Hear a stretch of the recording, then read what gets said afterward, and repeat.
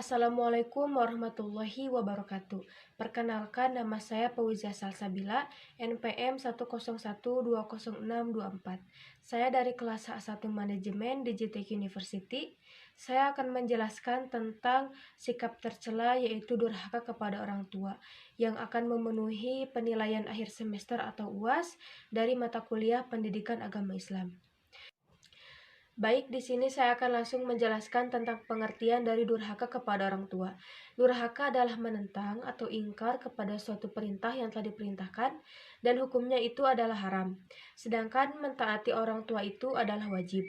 Seorang anak akan dikatakan durhaka jika dia tidak mematuhi perintah orang tuanya, tetapi dalam konteks kebaikan. Sehingga seorang anak akan dikatakan durhaka jika dia tidak mematuhi orang tuanya. Dalam riwayat disebutkan bahwa Rasulullah SAW bersabda, ridho Allah tergantung pada ridho orang tua, sedangkan murkanya Allah tergantung pada murkanya orang tua. Hadis riwayat Hakim. Dapat disimpulkan dari hadis tersebut bahwasanya jika seorang anak ingin mendapatkan ridho dari Allah SWT, maka seorang anak itu harus menuruti atau melaksanakan perintah dari orang tua, tetapi dalam konteks kebaikan.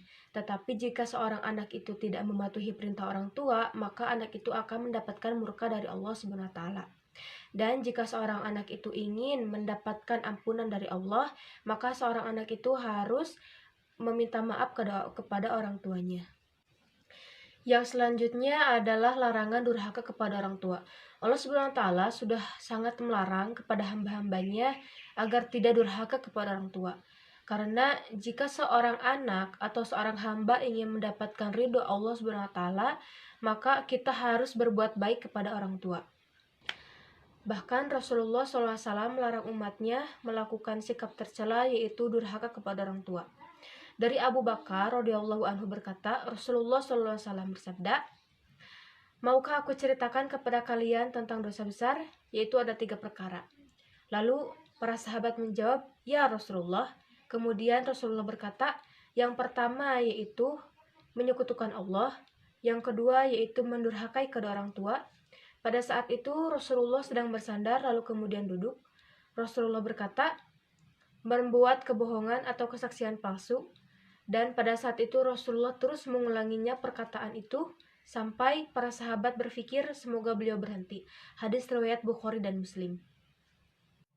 Sehingga sudah jelas dalam hadis tersebut bahwasanya Rasulullah sangat melarang umatnya dalam melakukan sikap tercela, yaitu durhaka kepada orang tua. Dan yang selanjutnya saya akan memberikan contoh-contoh dari sikap tercela, yaitu durhaka kepada orang tua. Contoh dari durhaka kepada orang tua saya langsung mengambil dari Al-Quran yang telah difirmankan oleh Allah SWT dalam Quran Surah Al-Isra ayat 23, potongan ayat yang artinya, jika salah seorang di antara keduanya atau kedua-duanya sampai berusia lanjut dalam pemeliharaanmu, maka janganlah sekali-kali kamu mengatakan perkataan dan janganlah kamu membentak mereka. Dan ucapkanlah kepada mereka perkataan yang mulia. Quran Surah Al-Isra ayat 23. Dari ayat tersebut terdapat 2 contoh dari durhaka kepada orang tua. Yang pertama yaitu mengatakan perkataan Contohnya adalah ketika orang tua kita menyuruh anaknya pergi ke warung, terus anaknya itu mengatakan perkataan atau nanti mah, itu sama saja dengan durhaka kepada orang tua. Yang kedua yaitu membentak. Ketika seorang anak dimarahi oleh orang tuanya karena nakal, atau misalkan orang tuanya ingin menasehatinya, ketika seorang anak ingin berbicara, maka seorang anak itu tidak boleh meninggikan suaranya melebihi suara kedua orang tuanya. Karena jika kita membentak atau meninggikan suara melebihi suara orang tua kita, seorang anak itu akan dikatakan sebagai anak yang durhaka.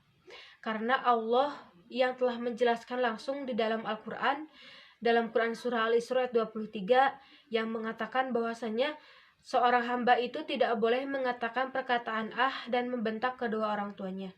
Bahkan Allah juga mengatakan untuk mengatakan perkataan yang baik dan mulia.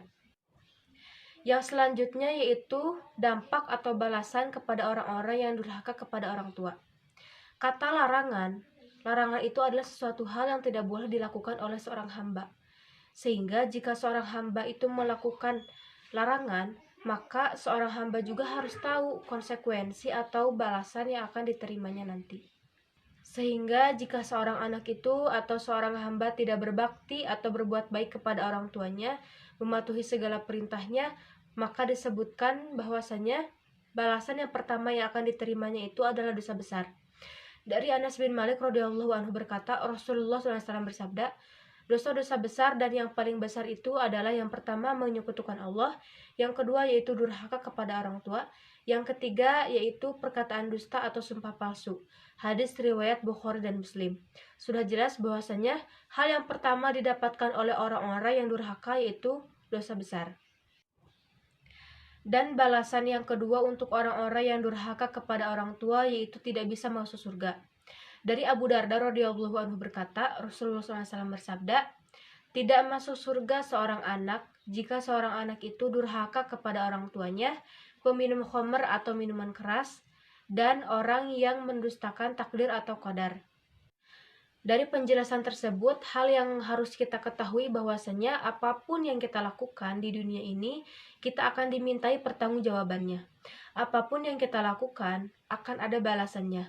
Ketika seorang anak itu melakukan perbuatan baik kepada orang tuanya, maka Allah pun akan memberikan keridhaan kepada kita. Tetapi jika kita durhaka dan berbuat buruk kepada orang tua, seperti tadi mengatakan perkataan dan membentak keduanya, maka Allah akan memberikan kemurkaan kepada kita. Dan jika kita tidak ingin mendapatkan murka Allah, maka berbuat baiklah kepada orang tua. Ketika kita melakukan kesalahan kepada orang tua, maka meminta maaflah kepada mereka. Dan yang terakhir yaitu upaya agar kita terhindar dari sikap tercela yaitu durhaka kepada orang tua. Yang pertama yaitu melaksanakan perintah orang tua dalam konteks kebaikan. Tidak boleh menentang atau membentak kedua orang tua, dan bermuhasabah diri. Hal yang paling penting dari seorang hamba yaitu jangan pernah kita menghilangkan muhasabah diri. Dengan muhasabah diri, kita bisa merenungkan tindakan ataupun perbuatan yang telah kita lakukan, maupun perbuatan baik ataupun perbuatan buruk. Ketika kita menyadari perbuatan baik, maka alangkah baiknya agar kita selalu meningkatkan kebaikan, terutama berbakti kepada orang tua. Sehingga ketika kita menyadari perbuatan buruk, kita bisa berbuat lebih baik dan memperbaiki diri menjadi lebih baik juga. Apalagi berbakti kepada orang tua itu merupakan kewajiban bagi seorang muslim yang beriman dan bertakwa kepada Allah Subhanahu wa taala. Karena tanpa kita berbakti kepada orang tua, maka kita tidak akan pernah mendapatkan ridho dari Allah Subhanahu wa taala. Tetapi sebaliknya, jika kita hanya durhaka kepada orang tua, menentang atau tidak melaksanakan perintah orang tua dalam konteks kebaikan, kita hanya akan mendapatkan dosa besar dan murka dari Allah Subhanahu wa taala. Maka dari itu, jika seorang anak tidak ingin dikatakan sebagai anak yang durhaka kepada orang tuanya dan tidak ingin mendapatkan balasan yang buruk bagi kehidupannya, maka seorang anak itu harus berbakti kepada orang tuanya dan tidak durhaka kepada orang tuanya. Kesimpulan yang dapat saya sampaikan pada materi sikap tercela yaitu tentang durhaka kepada orang tua adalah bahwasanya durhaka kepada orang tua itu memang tidak boleh dilakukan karena merupakan larangan yang memang telah ditegaskan oleh Allah dan Rasul-Nya. Bahkan Allah menegaskan dalam Al-Quran dan Rasulullah pun menegaskan dalam hadisnya. Mungkin hanya itu yang dapat saya sampaikan, kurang lebihnya mohon maaf. Assalamualaikum warahmatullahi wabarakatuh.